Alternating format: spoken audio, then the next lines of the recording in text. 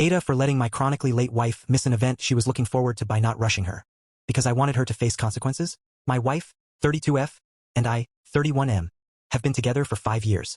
I'm fed up with my wife's chronic lateness to many things.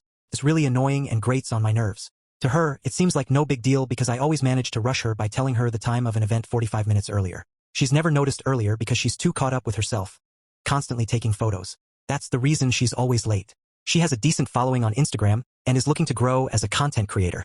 I find it really silly how she turns everything we do into a photo session, and at this point, I've stopped agreeing to take her photos altogether. We've had several conversations about this. I've told her that it's mentally exhausting for me to always have to stay on top of making sure we both get ready according to plan. But she never really does anything to address it. This time, I wanted her to experience the consequences of her actions.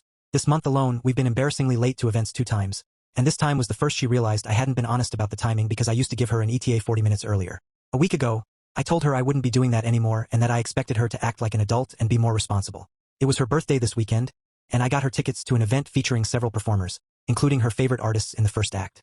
This time, as I'd already told her before, I didn't give her the extra 40-minute buffer.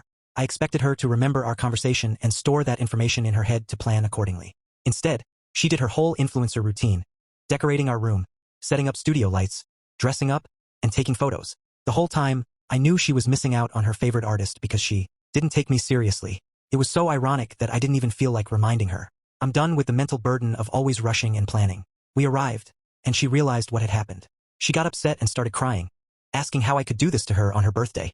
She said it seemed like I was liking the rise it got from her and asked why I couldn't set my ego aside for one day. I told her this was on her. I'd already made it clear I wasn't going to rush anymore, and she should have listened the first time and expected me to follow through. Unlike her, she said the whole point of the event was to see the performances of those artists, who we just missed. She was incredibly upset and kept crying off and on during the event. The ride home was awkward. I was in the downstairs restroom when she texted me saying I wasn't welcome in the bedroom that night. I ignored her message and went in while she was changing.